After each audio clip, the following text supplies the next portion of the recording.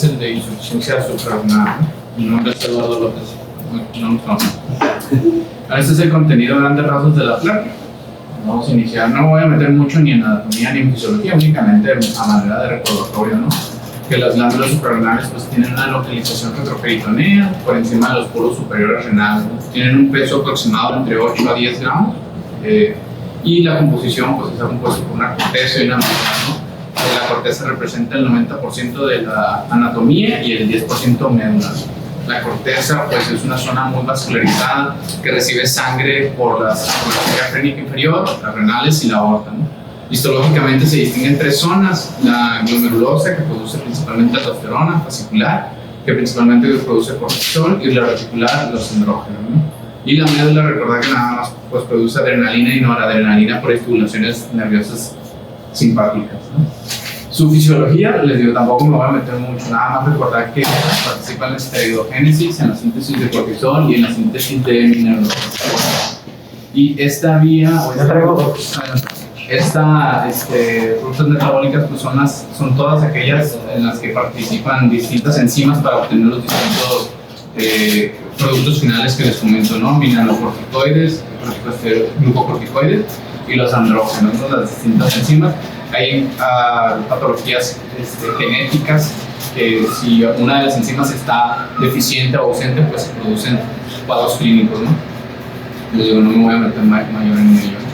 Recordar esta imagen nada más a recordatorio del eje hipotálamo, hipófisis suprarrenal, que pues se representa en esta imagen, ¿no? Hasta la parte superior.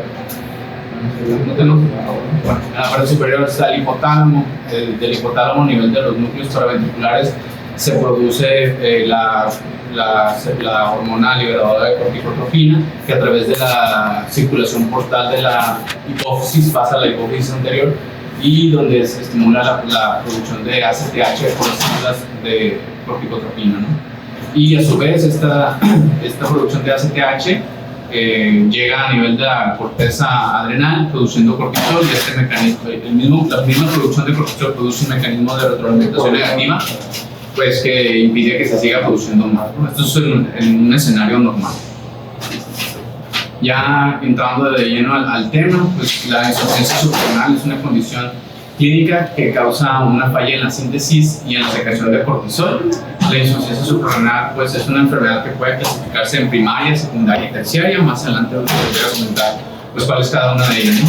Tiene síntomas cardinales clásicos que se describen desde 1855, descritos por Thomas Addison, que pues, también es conocida la forma primaria como enfermedad de Addison, ¿no? Y se caracteriza por debilidad, fatiga, anorexia, dolor abdominal, pérdida de peso, hipotensión ortostática e hiperpigmentación, ¿no? Pues hasta antes de 1949 esta era una patología fatal porque pues, no se tenía manera de brindar un tratamiento adecuado, ¿no? Hasta este año que se sintetizó por primera vez la cortisona, los pacientes pues, cambió mucho su panorama. Busqué epidemiología mexicana, pero no encontré. La que saqué de este artículo pues, es epidemiología europea, que menciona una prevalencia de 93 a 144 casos por millón de habitantes, una incidencia de 4.6 a 6 casos nuevos por cada millón. Hasta la primera mitad del siglo XX, la primera causa de insuficiencia suprarrenal pues eran las infecciosas, principalmente tuberculosis, ¿no? Actualmente la forma inmunitaria pues, es la forma más común de afección primaria y secundaria también. Aquí, por ejemplo, en la bibliografía mencionan una serie de casos de 615 pacientes, seguidos desde 1969 hasta el 2009, encontrando que un 82% de los casos pues, eran autoinmunes, 9% fueron infecciosos, principalmente tuberculosis, y el otro 8% pues, fueron otras patologías, enfermedades infiltrativas, neoplasias, hemorragias, etc. Esta patología afecta más a mujeres que a hombres. No tiene una tasa o una edad específica, pero sí se ha visto que los casos se presentan mayormente entre los 30 a 50 años de edad. Es más común la forma secundaria que la primaria. Se estima que la prevalencia de la secundaria es de 150 a 280 casos por millón de habitantes. Igualmente afecta más a mujeres en la sexta década de la vida, ¿no? Y la causa más comúnmente asociada pues, son pacientes que fueron sometidos, por ejemplo, a radioterapia por una tumoración del sistema nervioso central, ¿no? Y la causa terciaria más común es la administración exógena de glucocorticoides que afecta el eje portal a la hipófisis suprarrenal, inhibiéndolo, ¿no? Entonces se nos manifiesta una insuficiencia suprarrenal también. Entonces es importante siempre los antecedentes en los pacientes, vamos a verlo más adelante en los cuadros clínicos. Ya hablando de etiologías, les voy a mencionar etiologías de la insuficiencia primaria, secundaria y terciaria, ¿no? Hablando primeramente de la primaria, pues en países desarrollados representa el 80-90% de los casos y es de causa autoinmune, ¿no? Como les dije. Se presenta de una manera aislada en un 40% de las ocasiones y en un 60% se compone un síndrome poliendocrino, tipo 1, 2 o 4, dependiendo de las características que se encuentran además de la insuficiencia suprarrenal en cada paciente, ¿no? Se da por la destrucción de la corteza adrenal mediada por células, así como presencia de anticuerpos, principalmente, o el anticuerpo más encontrado es el anticuerpo contra 21-hidroxilasa, que se detecta en un 85% de los casos. Este es un esquema en el que nos ejemplifica cómo es la reacción o el mecanismo autoinmune en la insuficiencia suprarrenal primaria, ¿no? No se alcanza a ver muy bien, ¿no? Pero en la parte de izquierda es estrés, son infecciones víricas clínicas o factores ambientales de cada paciente. No se sabe si es cierta que es, lo que ocasiona necrosis o apoptosis de las células adrenales. Estas liberan sus componentes y uno de esos componentes que es captado por la célula dendrítica, que es la célula grande azul que tenemos allí, capta la 21-hidroxilasa y la presenta como un antígeno a los linfocitos CD4-TH1 y estos producen distintas citoquinas, interferón e interleucina 6. Las suficientes citocinas como también para estimular los linfocitos B que producen anticuerpos contra la 21-hidroxilasa, ¿no? Y se hace un ciclo que se perpetúa y pues condiciona mayor y mayor destrucción de las células adrenales, ¿no? Continuando con las etiologías, les comento que hay autoinmunes, ¿no? Como les dije, la aislada, que se representa hasta un 40% de las ocasiones, pues es asociado al gen HLA, DR3 y DR4, y en realidad aquí no hay ninguna otra manifestación extraadrenal, simplemente el cuadro clínico de la afección es solo en la glándula, ¿no? Pero por ejemplo tenemos el síndrome poliendocrino tipo 1, que son mutaciones en el gen de regulación autoinmune, por sus siglas en inglés AIE, y aquí encontramos, aparte de las manifestaciones que se pueden encontrar suprarrenales, se encuentra candidiasis cutánea, hipoparatiroidismo y algunas otras condiciones clínicas que hacen poder llegar a este diagnóstico, ¿no? Cuando se trata de un poliendocrino tipo 2, aquí la afectación es del HLA, DR3 y también DR4. Aquí lo que se encuentra o lo que caracteriza, lo que hace característico al tipo 2, pues es que aparte de la insuficiencia suprarrenal, los pacientes cursan con tiroiditis autoinmune y diabetes tipo 1 principalmente, ¿no? Y el tipo 4 es que también es un síndrome poliendocrino que no tiene las enfermedades que antes les comenté. De hecho, uno de los criterios para decir que es un tipo 4, se tiene que descartar diabetes tipo 1 y tiroiditis autoinmune, ¿no? Otra etiología de la insuficiencia suprarrenal primaria importante, sobre todo en nuestro país, son las infecciosas, ¿no? La tuberculosis suprarrenal, pues nosotros seguimos siendo un país endémico de tuberculosis, ¿no? Sobre todo aquí en Sonora y en Baja California, pues sigue siendo una importante causa de insuficiencia suprarrenal. Entonces, pues, ¿qué otras manifestaciones encontramos? Pues puede haber afección a otros órganos, lo cual, pues, depende de cada paciente, ¿no? El SIDA también es una infección importante a nivel mundial que puede provocar una insuficiencia suprarrenal. Y pues otras enfermedades o manifestaciones asociadas pues van a depender de en qué estado estén los pacientes, ¿no? Puede ser por infecciones fúngicas también, principalmente histoplasmosis, criptococosis, coccidioidomicosis, sífilis. Cuadros de sífilis no tratadas pueden también evolucionar en una insuficiencia suprarrenal. Pues vamos a encontrar otras manifestaciones de sífilis en los pacientes, ¿no? Otras entidades clínicas u otros cuadros clínicos que nos pueden causar una insuficiencia suprarrenal primaria es, por ejemplo, hemorragia bilateral de las suprarrenales en pacientes críticamente enfermos, por ejemplo, aquellos con una sepsis severa. Se asocia mucho a sepsis meningocócica, por ejemplo. También a pacientes que presentan trombosis de los vasos que irrigan a las suprarrenales, por ejemplo, los pacientes con SAF puede ser una de las situaciones que también se lleguen a presentar, ¿no? Metástasis, cáncer de pulmón, de estómago, mama y colon se pueden asociar a metástasis suprarrenales, y enfermedades infiltrativas como linfomas, amiloidosis, hemocromatosis son patologías que llegan a ser también con insuficiencia suprarrenal primaria. Hay otra etiología primaria que es importante investigar son las asociadas a medicamentos o inducidas por medicamentos, ¿no? Por ejemplo, pacientes que están anticoagulados, pues obviamente te pueden presentar hemorragia a ese nivel también y causar una insuficiencia, ¿no? Pacientes que reciben aminovitamina, que es un anticancerígeno, puede provocar también una insuficiencia suprarrenal primaria. Trilostán también, ketoconazol, fluconazol y etomidato son por su mecanismo de inhibición del citocromo P450 mitocondrial pueden llegar a tener afectación también con los glucocorticoides, interferir en su metabolismo y provocar una insuficiencia suprarrenal primaria, ¿no? Fenobarbital, rifampicina y fenitoína también son otros medicamentos que pueden llegar a causar. Entonces siempre investigar qué medicamentos, qué antecedentes tiene el paciente es importante. Ya estos son mecanismos causales secundarios y va a resultar la patología secundaria de insuficiencia suprarrenal cuando se presenta un proceso que afecte a la glándula pituitaria, que interfiere en su secreción con la corticotropina, ¿no?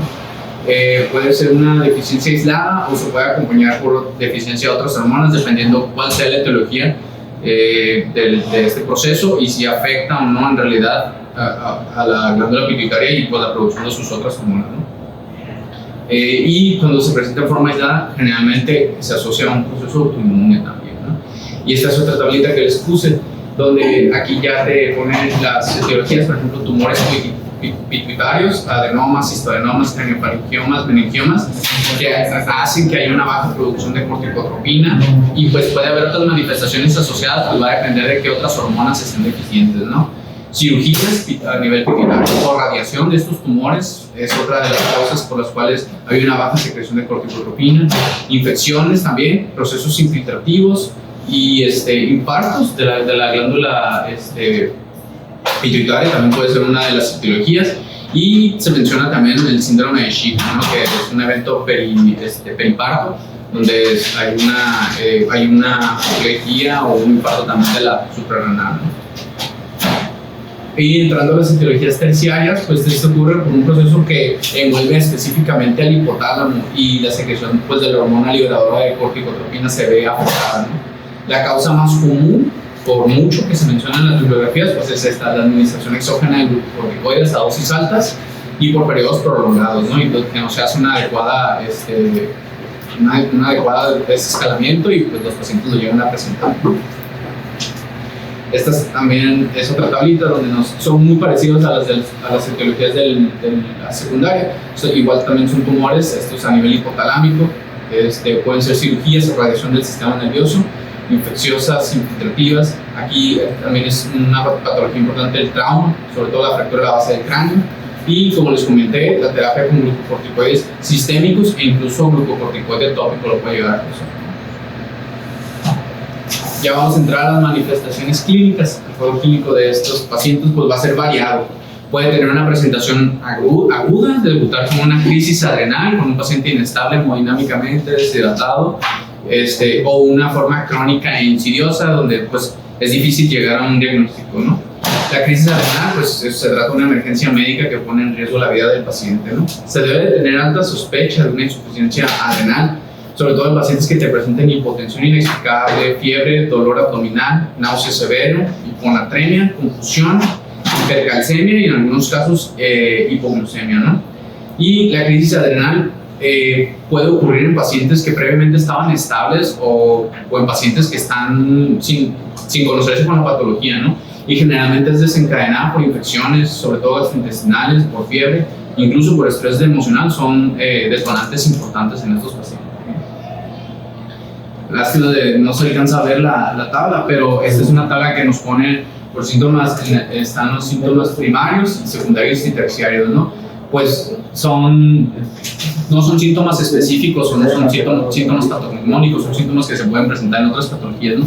Pero por ejemplo, no se alcanza a ver, pero dice, en la insuficiencia primaria, pérdida de peso se presenta en un 70 hasta en un 100% de los pacientes, fatiga en un 95%, el hambre de sal o pues sí, lo que los pacientes tienen esa ganas de comer comida salada hasta en un 60%. Entonces esta tablita pues, les paso la presentación ahí para que la revisen, ¿no? O sea, de la manera de ver porcentajes. Continuando con las manifestaciones clínicas, pues lo poco específico que resultan estos hallazgos clínicos, pues hace que muchas de las ocasiones haya retraso en el diagnóstico de los pacientes, ¿no? De hecho, esta bibliografía mencionaba que en los pacientes que ellos estudiaron, hasta un 60-70% de ellos se diagnosticaba a los 6 meses, incluso hasta el año de haber iniciado su sintomatología, ¿no? En la presentación de la insuficiencia primaria se marca principalmente o se encuentra fatiga, antojo de comidas saladas, náuseas, poco apetito, pérdida de peso y dolor abdominal, ¿no? Y pues la deficiencia de los glucocorticoides es la que se asocia a la pérdida de peso, a la fatiga y los dolores musculares, ¿no? La deficiencia de mineralocorticoides es la que provoca el antojo de sal y el que haya más impacto en la presión arterial del paciente, ¿no? Que haya hipertensión ortostática, por ejemplo. Cuando es un cuadro secundario o terciario, están ahí agregados con esas siglas, que sería la insuficiencia renal secundaria e insuficiencia renal terciaria, ¿no? Se presenta principalmente fatiga, pérdida de peso, mialgias, antojo por comida salada no se va a observar, porque es importante hacer mención pues, que el cuadro o el eje que regula los mineralocorticoides en las formas secundarias y terciarias está intacto, ¿no? La primaria se pierde por destrucción de todas las células, ¿no? Y los síntomas adicionales que se pueden encontrar en las formas secundarias es, por ejemplo, los asociados a los que provoca, en caso de que fuera una tumoración, cefalea, defectos visuales, incluso galactorrea, ¿no? En caso de que haya producción de esto. Les quiero hacer mención de esta diapositiva, pues nada más para recordar que existe un cuadro clínico que es la insuficiencia suprarrenal en el paciente críticamente enfermo, ¿no? Que puede ocurrir en un contexto de un paciente ya conocido con una insuficiencia suprarrenal o aquel paciente que no tiene antecedentes de insuficiencia suprarrenal, ¿no? Y es debido a condiciones críticas, por ejemplo, se asocia a hemorragia adrenal bilateral, a traumatismo craneoencefálico con daño cerebral o una hemorragia subaracnoidea, ¿no? El uso de medicamentos que interfieren con la esteroidogénesis, como ya les puse en la tabla en diapositivas anteriores, como el ketoconazol, el tomidato, se debe tener alta sospecha, ¿no? de este cuadro, pues en un paciente que esté con inestabilidad hemodinámica, a pesar de tenerlo con vasopresores y de una adecuada restitución hídrica, pues debe de considerar este diagnóstico, ¿no? Y se debe considerar, en caso de sospecharse, pues la utilización de hidrocortisona, ¿no? A dosis de 200 miligramos para 24 horas. El examen físico también es importante para la sospecha de una insuficiencia adrenal, ¿no? Puede haber diferencias de presentación o distintos hallazgos en la forma primaria y secundaria y terciaria, por ejemplo. Hay hiperpigmentación en la forma primaria, cosa que no encontramos en la secundaria y en la terciaria, y esto es porque a nivel hipotalámico, hipófisis, cuando se secreta o se produce la ACTH, no se produce solo ACTH, hay otra hormona que es la hormona estimulante de los melanocitos que va de la mano con la ACTH, y por ello la hiperpigmentación, sobre todo en zonas de mucosa oral, en zonas expuestas al sol o en zonas de fricción como rodillas y codos, ¿no? Y la hipotensión ortostática pues es característica de la primaria, como les comento, porque aquí sí hay afectación se ve afectado el eje renina, angiotensina, aldosterona, y pues los mineralocorticoides se ven allí también afectados, cosa que no sucede en la secundaria y en la terciaria. Los hallazgos de laboratorio, pues las diferencias que se presentan entre la primaria, secundaria y terciaria radica en la presencia o ausencia tanto de ACTH como de aldosterona, ¿no? En la primaria, debido a la ausencia de aldosterona, pues hay hay hiponatremia hipovolémica, hay hipocalcemia, hipoglucemia, hipocalemia y hipercalcemia, ¿no? Y elevación de azuados, particularmente pues por lo que les comento, que pierden mucho volumen y hacen lesión renal, pues en este caso prerrenal sería, ¿no? por disminución del volumen intravascular. Y en la forma secundaria y terciaria también se presenta una hiponatremia, pero aquí es una hiponatremia euvolémica. De hecho, es difícil de diferenciar de un SIAD, por ejemplo, y se tiene que hacer diferenciación. La hiponatremia, pues les comento, puede ser la primera manifestación tanto de primaria, secundaria y terciaria, ¿no? Se observa hasta en un 70-80% de los casos en su forma primaria, y después la deficiencia de cortisol hace que se pierda o se inhabilite la función renal de excretar agua libre, ¿no? Por eso se hace una dilución y se hace una hiponatremia. Y una hiponatremia dilucional, como les comenté, similar a la que se produce en el SIAD. Hay hipercalemia por pérdida o deficiencia de la aldosterona, sobre todo en la forma primaria, y hasta en un 40% de los pacientes se llega a presentar, ¿no? En condiciones normales, pues el potasio se encuentra en un intercambio activo entre el sodio y el agua por la bomba sodio-potasio tetrasa, ¿no? Al perderse esto, pues hay una ausencia de mineralocorticoides y pues falla este mecanismo y puede haber hipercalcemia, ¿no? La hipoglucemia, pues el cortisol interviene en distintas, de manera importante en la gluconeogénesis hepática, particularmente en momentos de estrés, ¿no? Y en ausencia de cortisol, pues este mecanismo también se ve afectado y pueden los pacientes presentar hipoglucemia, sobre todo aquellos pacientes pediátricos, ¿no? No tanto en los adultos, pero sí se llega a presentar. La función tiroidea también se ve afectada de manera transitoria antes de instaurarse el tratamiento, porque el cortisol atenúa a la liberación de la TSH. Entonces, al perderse los glucocorticoides, se pierde esta supresión y la TSH se eleva de manera transitoria. Tú inicias tratamiento con los glucocorticoides y comienza a regularse también.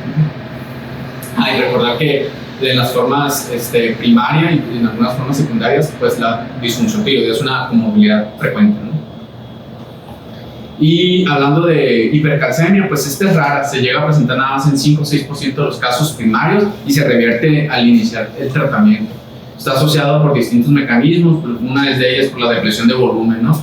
Por la deficiencia de glucocorticoides en formas primarias, por disminución de la tasa de filtrado glomerular y disminución del calcio a nivel renal, y por mayor absorción a nivel gastrointestinal por aumento de la actividad del calcitrión, porque la presencia de glucocorticoides hace que haya mayor actividad de la alfa-1 hidroxilasa.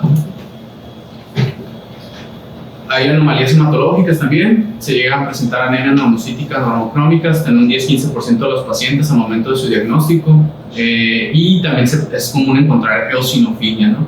Recordar que el cortisol inhibe la formación de eosinofilia, en ausencia de él pues hay mayor producción de eosinofilia. Entonces comentan que eosinofilia, hipercalcemia, náuseas por reciente uso de esteroides puede apoyar el diagnóstico de una insuficiencia suprarrenal, ¿no? Ya vamos a entrar al diagnóstico. Pues debe de sospecharse, obviamente el paciente que te presenta un cuadro clínico como que ya hemos descrito, pues es candidato a estudio, ¿no? Se puede realizar una medición aleatoria de cortisol plasmático arrojando valores bajos, ¿no? Pero deben realizarse pruebas de estimulación dinámica para un diagnóstico apropiado, ¿no? Y si se sospecha de una insuficiencia adrenal o una crisis adrenal, nunca debe de retardarse el tratamiento, ¿no? Para tú hacer un diagnóstico, pues es importante brindar el tratamiento de todo. Entonces, diagnóstico para la insuficiencia suprarrenal primaria debe de realizarse en todos los pacientes con sospecha, una medición de cortisol plasmático matutino, un valor menor a 140 nanomoles por litro, con elevación plasmática de ACTH sugestivo de una presentación primaria, ¿no? El valor que se pone en el punto de corte es el ACTH mayor a 2 veces el rango superior, acompañado del hipocortisolismo, y ya es altamente predictivo de una insuficiencia primaria, ¿no? Pero se realiza esta prueba, que es la prueba de estimulación con ACTH, en inglés son sus siglas SST, y se realiza con un reto parenteral de 250 microgramos de este medicamento, que es ACTH, IV o intramuscular, y en personas sanas debe de generarse un pico de cortisol mayor a 500 nanomoles por litro, ¿no? Un valor menor de 500 pues confirma el diagnóstico de una insuficiencia adrenal primaria, ¿no?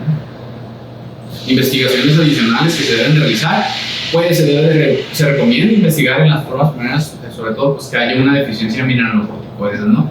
Debe realizarse una búsqueda también de anticuerpos antiadrenales, sobre todo el anti-21 hidroxilasa, ¿no? En lugares endémicos buscarse tuberculosis con estudios de imagen, resonancias magnéticas se prefieren, hemorragias, neoplasias también es importante, ¿no? Y sobre todo en pacientes jóvenes masculinos se deben investigar o buscar ácidos grasos de cadenas muy largas, ¿no? Pensando en un diagnóstico diferencial que sería la adrenoleucodistrofia, ¿no? Ya para el diagnóstico de la presentación de la insuficiencia suprarrenal secundaria y terciaria, pues se recomienda una medición primeramente de cortisol, ¿no? Que se recomienda se realice entre 8 o 9 de la mañana, ¿no? Se arroja un valor menor a 3 microgramos por decilitro u 83 nanomoles por litro, es igual a una insuficiencia adrenal, ¿no?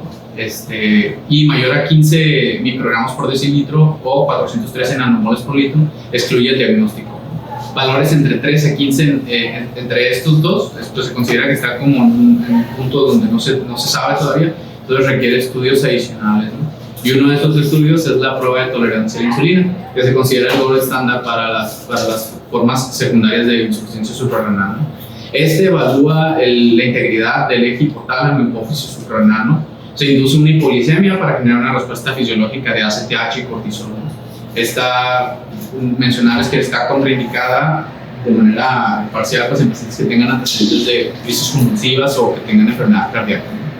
Se considera la prueba positiva cuando se obtiene un valor de medición menor a 2.2 milimoles por litro de glucosa o menos de 40 miligramos por decilitro. Y los pacientes que estén contraindicados, está la prueba que les comento anterior, pues está la prueba con estimulación de glucagón, que es un método alternativo. Es poco tolerado, hasta un 30% de los pacientes por efectos gastrointestinales no lo toleran, y está asociado también a falsos positivos para deficiencia de ACTH hasta en un 8 o 9% de las situaciones, ¿no? Y es menos específico que el anterior. Ese es un algoritmo que se me hizo interesante, no se alcanza a ver bien, pero te resume a grandes rasgos lo que es el abordaje del estudio en un paciente con insuficiencia suprarrenal, ¿no? Tenemos a aquel paciente que tiene insuficiencia suprarrenal, posteriormente se deben de excluir causas exógenas, ¿no? O uso reciente de esteroides. Después se debe de hacer una medición de ACTH y tienes dos vertientes. Si está alta, pues es una insuficiencia renal primaria. Y si sospecha que es primaria, pues tienes que buscar una enfermedad autoinmune, ¿no? Enfermedad de Addison, pedir los anticuerpos correspondientes, ¿no? O si es infiltrativa, o si es hemorrágica, o si es una leucodistrofia, adenoleucodistrofia, pues pedir los estudios correspondientes, ¿no? En cambio, si tienes la ACTH normal o baja, pues se trata de un proceso secundario, ¿no? Y aquí ya tienes que investigar, pues, resonancia magnética, por ejemplo, de glándula pituitaria, tienes que medir las otras hormonas y tratar de identificar la causa, ¿no? Un algoritmo que está interesante. Ya entrando al tratamiento, pues la educación del paciente y de la familia son pilares, se mencionan en todas las bibliografías. Es importante hacerle entender al paciente con insuficiencia suprarrenal que es un tratamiento de por vida y que va a haber situaciones en las que él va a tener que modificar su dosis, por ejemplo, situaciones como estrés emocional, como procesos infecciosos, que lo van a hacer tomar mayor dosis, por ejemplo, ¿no? Y la hidrocortisona, pues es el tratamiento, es el medicamento glucocorticoide de elección, ¿no? La dosis recomendada depende de donde se revise la bibliografía. Esta que les pongo aquí, encontré que es de 10 a 12 miligramos por metro cuadrado de superficie corporal dividido en 2 o 3 dosis, ¿no? También hace mención que glucocorticoides sistémicos de acción larga como la prednisolona, la prednisona, la dexametasona deben de evitarse, no porque no sean efectivos, sino porque como son de larga duración es muy fácil que tú sobretrates a un paciente, te pases desde sobretratamiento, ¿no? Por eso se recomienda la hidrocortisona. No sé si aquí la tengamos, porque la dan oral. Bueno, por ejemplo, esta otra bibliografía te dice que es hidrocortisona oral de 15 a 25 miligramos dividido en dosis, ¿no? Y te lo maneja a una dosis de 6 miligramos por metro de superficie corporal día, ¿no? Y te da un ejemplo, por ejemplo, adultos pequeños, menores de 65 kilogramos, les das un régimen de 10 miligramos al despertar y 5 miligramos al mediodía. U otro régimen son 10 miligramos a las 7 de la mañana, 5 miligramos a las 12 de mediodía y 2.5 miligramos a las 4 de la tarde también. ¿De qué va a depender? Pues de las características de cada paciente, ¿no? Personas con mayor superficie corporal o más grandes, pues obviamente requieren mayores dosis, ¿no? Pero rara vez se requieren dosis más allá de 25 miligramos de hidrocortisona al día, ¿no? Y como les comento, hay por ejemplo esta bibliografía que es distinta a la anterior. Aquí sí dice que tú puedes utilizar un esteroide de acción larga como la prednisolona a dosis de 3 a 5 miligramos al día, y te da este esquema de 3 miligramos al despertar y 1 miligramo al mediodía, por ejemplo. Entonces, pacientes con insuficiencia renal primaria, pues también se les debe realizar un reemplazo de mineralocorticoides, ¿no? Para prevenir, uno, la pérdida de sodio y en segundo lugar la pérdida de volumen intravascular e hipercalcemia, ¿no? Y se realiza con fludrocortisona a dosis de 0.05 a 0.20 miligramos o que son 50 a 200 microgramos diarios por la mañana, ¿no? La dosis va a depender pues, de las características también de cada paciente, de su presión arterial, de la cantidad de sodio sérico que tiene tu paciente, del potasio sérico, así como de las concentraciones de renina plasmática, ¿no? La dosis, esto es un detalle importante, sobre todo aquí, por ejemplo, que es un lugar cálido, que comenta que la dosis de los mineralocorticoides debe de aumentarse en verano, ¿no? Sobre todo en aquellos lugares donde la temperatura sea mayor a 29 grados. Parte del tratamiento también, por ejemplo, es importante esta diapositiva que les puse, es para el tratamiento de la crisis adrenal, ¿no? Aproximadamente hasta el 8% de los pacientes pueden experimentar una crisis adrenal y como les comenté anteriormente son infecciones gastrointestinales, accidentes, esfuerzo físico extenuante, un embarazo, estrés emocional, son desencadenantes que te lo pueden ocasionar, ¿no? Se debe administrar de manera intramuscular o intravenosa 100 miligramos de hidrocortisona, posteriormente una aplicación de 1000 mililitros de solución salina al 0.9% para 30 minutos y se debe de continuar con hidrocortisona, ¿no? De manera intramuscular, 50 miligramos 4 veces al día, u otra opción es 100 miligramos 3 veces al día, o realizar una infusión de 200 miligramos para 24 horas hasta lograr la estabilidad hemodinámica de los pacientes. Hay situaciones, ahorita les voy a poner otras diapositivas, por ejemplo en el embarazo, ¿no? Para mantener la vigilancia de estos pacientes, pues no hay un parámetro bioquímico para hacer una monitorización adecuada para tú saber si estás en infra o en supra tratamiento de los pacientes, ¿no? El cortisol sérico y la ACTH o el cortisol urinario en 24 horas pues se consideran, o lo considera al menos esta bibliografía, como un pobre reflejo de la cantidad de cortisol a la que en realidad están expuestos los tejidos de los pacientes, ¿no?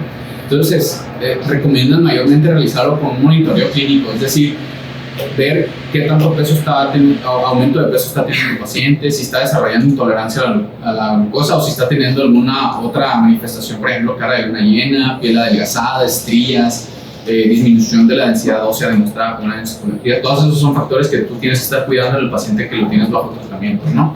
Entonces, otra cosa importante que se tiene que tener en cuenta es que durante enfermedades leves o cirugías menores existe el riesgo de que el paciente te caiga en una insuficiencia adrenal, entonces tú tienes que aumentar la dosis en esas situaciones. Por ejemplo, se recomienda aumentar la dosis 3 veces lo usual cuando el paciente tiene una enfermedad menor, un resfriado, una infección de vías urinarias o un proceso menor, o vas a ser sometido a una cirugía menor, se recomienda aumentarla, ¿no?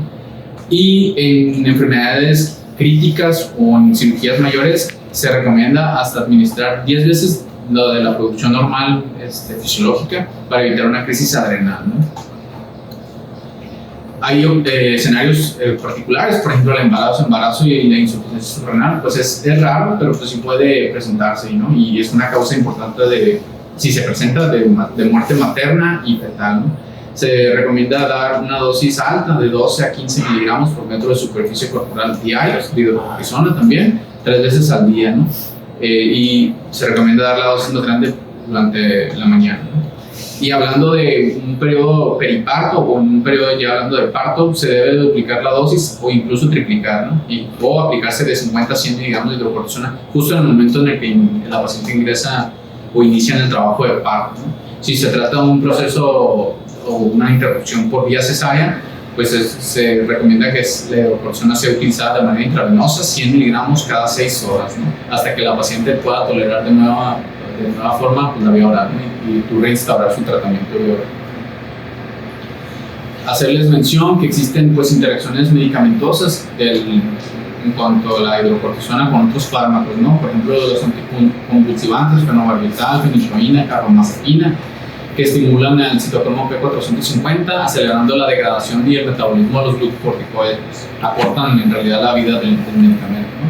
Y caso contrario, los antirretrovirales como el ritonavir, que la alargan, ¿no? Entonces tener esas dos situaciones presentes, ¿no? Y ya para terminar, les quise poner esa grande radio, esta guía del manejo perioperatorio de los pacientes que van a ser sometidos pues, a una cirugía. Es bien importante, existe pues, hasta una guía, ¿no? Esta guía es de anestesiología y de la Sociedad de Endocrinología del Reino Unido, ¿no? Y les puse rápidamente así resumido, son 8 puntos, 8 recomendaciones, la guía pues, más extensa, ¿no? Prednisolona, pacientes en tratamiento con esteroide, por ejemplo, prednisolona mayor o igual a 5 miligramos al día, pues puede que les cause supresión del eje, ¿no? Entonces todos estos pacientes están en riesgo de presentar una crisis adrenal secundaria al estrés y secundario a la misma cirugía, ¿no? Entonces se les debe de informar a los pacientes del riesgo que existe de que presenten una crisis, y de la mano con su endocrinólogo pues se debe de hacer una planeación adecuada, ¿no?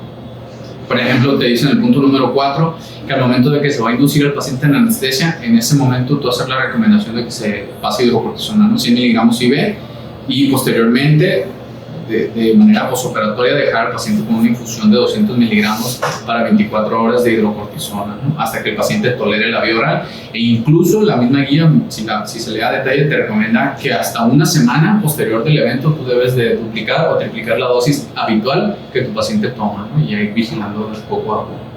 Y pues estas complicaciones que se pueden llegar a presentar se revierten con la administración de los glucocorticoides previamente, ¿no?